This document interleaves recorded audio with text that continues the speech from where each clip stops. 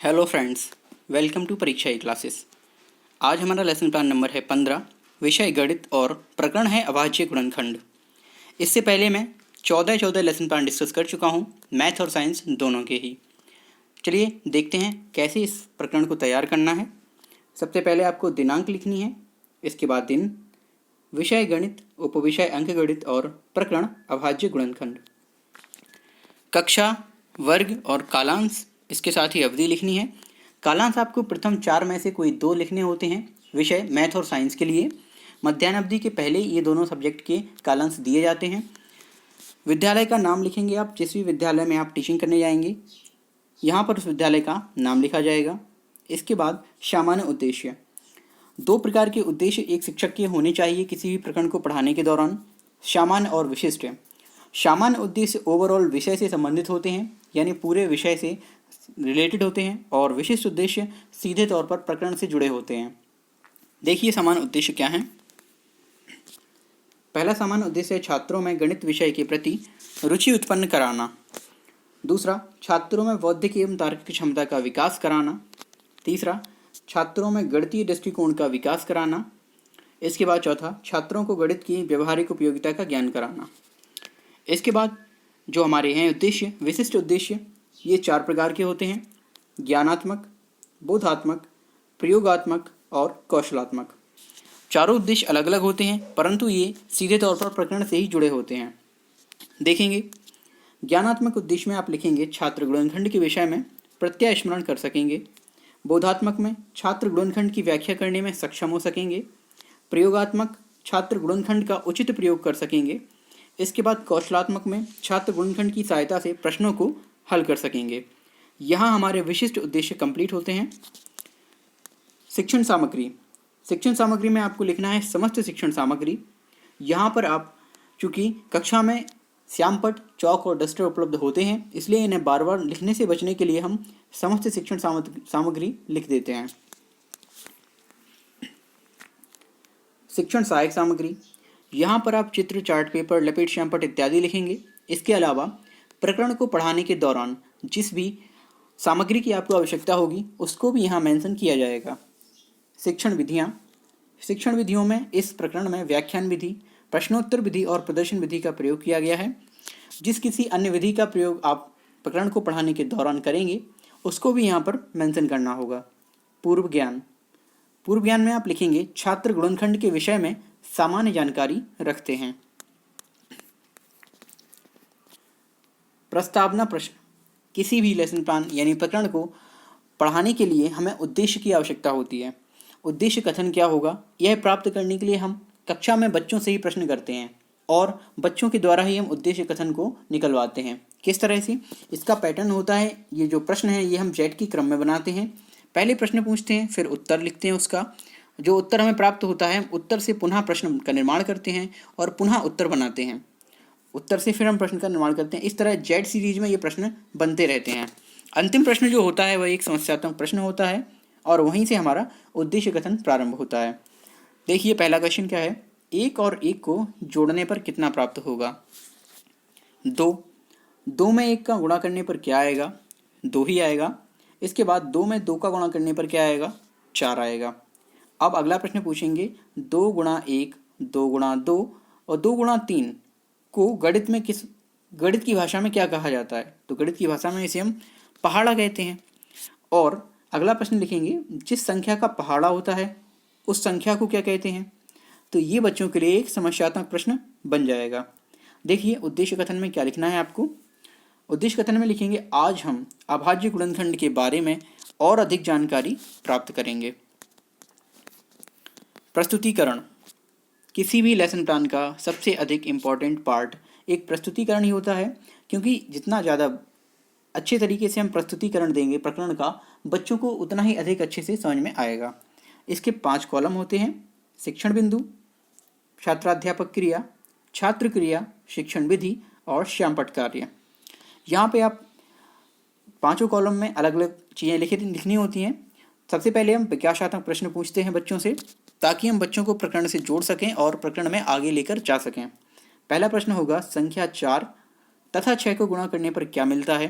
तो 4 गुणा 6 करने पर 24 आएगा। इसके बाद संख्या 24 क्या है? तो संख्या 24 इस संख्या का क्या है? गुणनफल है 4/6 का, 4 गुना 6 का।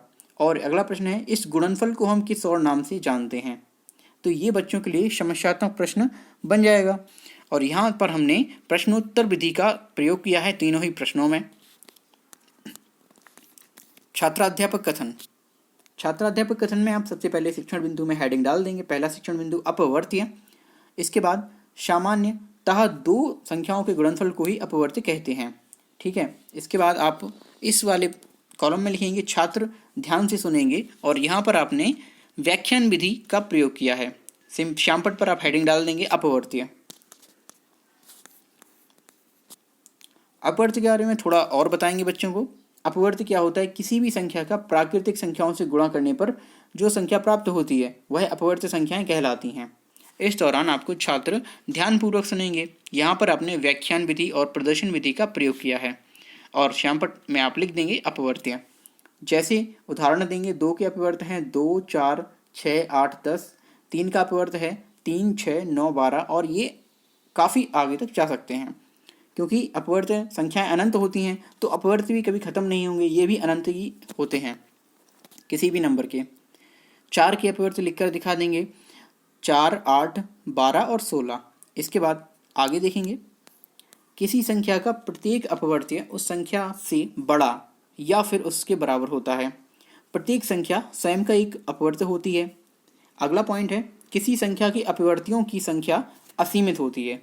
ठीक है, ये मैं ऊपर आपको बता चुका हूँ, असीमित या अनंत। उदाहरण देखेंगे, 3 गुणा 6 गुणा करने पर आएगा 18, जिसमें 3 और 6 अपवर्तक हैं और 18 अपवर्त्य या गुणन है। इसके बाद पूछेंगे बोधात्मक प्रश्न। पहला शिक्षण बिंदु कंप्लीट हुआ तो प्रश्न पूछेंगे। पहला हम, किसी संख्या का अपवर्त्य होता है, तो बच्चे जवाब देंगे संख्या से बड़ा और संख्या के बराबर भी होता है। इसके बाद अगला प्रश्न, किसी भी संख्या के अपवर्त्यों की संख्या कितनी होती है? तो बच्चे जवाब देंगे अनंत होती है। ठीक है ना, यहाँ पर हमने प्रश्नोत्तर विधि का प्रयोग किया है दोनों ही प्रश्नों में। यहाँ पर हमारा पहला शिक्षण बिंदु कंप्लीट होता है। अगला शिक्षण बिंदु शुरू करने से पहले हम फिर से बच्चों से कुछ प्रश्न पूछेंगे, जिन्हें हम विकासात्मक प्रश्न कहते हैं। तो पहला प्रश्न पूछेंगे, 2 गुणा 3 करने पर क्या प्राप्त होगा? बच्चे जवाब देंगे 6। इसके बाद 6 के लिए 2 और 3 क्या हैं? तो ये बच्चों के लिए समस्यात्मक प्रश्न बन जाएगा। उनको पता है कि 2 और 3 तो संख्या हैं, पर क्या है ये नहीं पता उनका प्रॉपर नाम। दोनों ही प्रश्नों में हमने प्रश्नोत्तर विधि का प्रयोग किया है। आगे देखेंगे, श्यामपटकार में आप लिख देंगे अपवर्त्य, किसी भी संख्या का क्रमशः प्राकृतिक संख्याओं से गुणा करने पर अपवर्त्य प्राप्त होते हैं। जैसे 4 के अपवर्त्य यहाँ पर लिख के दिखा देंगे। 4 के अपवर्त्य 4, 8, 12। इसके बाद फिर से लिखेंगे, आगे तक लिख कर दिखाएंगे उनको कि ये कई अनंत तक जा सकते हैं, यानी काफ़ी ज़्यादा हो सकते हैं, असीमित। 4, 8, 12, 16, 20 और आगे भी जा सकते हैं। दूसरा शिक्षण बिंदु शुरू होगा हमारा गुणनखंड। छात्राध्यापक अपना कथन प्रस्तुत करेंगे। देखिए, किसी वस्तु को अन्य वस्तुओं के गुणनफल के रूप में तोड़ने की क्रिया को गणित में गुणनखंड कहते हैं। या फिर किसी संख्या को जिन जिन संख्याओं से पूरा पूरा विभाजित किया जाता है, वह संख्या ही उस संख्या का गुणनखंड होता है। देखेंगे कैसे, उदाहरण देखिए। जैसे 6 को हम 1 गुणा 6, 2 गुणा 3, 3 गुणा 2 और 6 गुणा 1 में लिख सकते हैं। यहाँ पर 6 के गुणनखंड क्या हुए? 1, 2, 3 और 6, ये सभी 6 के गुणनखंड कहलाएंगे। इस दौरान आपको व्याख्यान देते समय छात्र ध्यान से सुनेंगे। आपने व्याख्यान और प्रदर्शन विधि का इसमें प्रयोग किया है। गुणनखंड लिखकर दिखा देंगे 12 के 2 गुणा 3, और 12 के गुणनखंड हुए 1, 2 और 3। 4 भी है और 6 भी है। इन संख्याओं को गुणा करने पर भी जो संख्याएं प्राप्त होंगी वह भी गुणनखंड हो जाएंगे 12 के। आगे देखेंगे, बोधात्मक प्रश्न। हमने अपना दूसरा शिक्षण बिंदु पढ़ा दिया है। अब हमें उससे कुछ प्रश्न पूछने होंगे ताकि हमें पता चल सके बच्चों ने कितना गेन किया है। पहला प्रश्न होगा, 4 का गुणनखंड क्या होगा? बच्चे जवाब देंगे 1, 2, 4। इसके बाद दूसरा प्रश्न पूछेंगे, 8 का गुणनखंड क्या होगा? 1, 2, 4 व 8। और इन दोनों ही प्रश्नों में हमने प्रश्नोत्तर विधि का प्रयोग किया है। निरीक्षण कार्य। हमने अपने दोनों शिक्षण बिंदु यहाँ पर कंप्लीट कर लिए। अब हमें यह जानना है कि छात्राध्यापक ने पढ़ाते समय यानी शिक्षण के दौरान निरीक्षण के रूप में क्या कार्य किया। तो देखेंगे छात्राध्यापक ने शिक्षण के दौरान निरीक्षण कार्य किया। पुनरावृत्ति प्रश्न पूछेंगे बच्चों से। ये आप प्रत्येक शिक्षण बिंदु से कम 2 प्रश्न ले सकते हैं। पहला प्रश्न होगा किसी संख्या के गुणनखंड क्या कहलाते हैं। अगला प्रश्न 7 की 10 अपवर्त्य लिखिए। इसके बाद 36 के सभी अभाज्य गुणनखंड लिखिए। अगला प्रश्न है 10 की अपवर्तक लिखिए। पुनरावृत्ति प्रश्न हम क्यों पूछते हैं? ताकि हम एक बार पुनः उस प्रकरण को रिवाइज कर सकें। दूसरा, पुनरावृत्ति प्रश्न की जो जवाब हैं वो आपको कक्षा के दौरान ही मिल जाएंगे। अब आप बच्चों को घर के लिए यानी गृह कार्य के रूप में कुछ प्रश्न दे सकते हैं ताकि वह घर जाकर एक बार इस प्रकरण को दोहराएं और वह आसानी से इन सब जितनी भी ये परिभाषाएं हैं और ये तरीके हैं इनको याद रख सकें।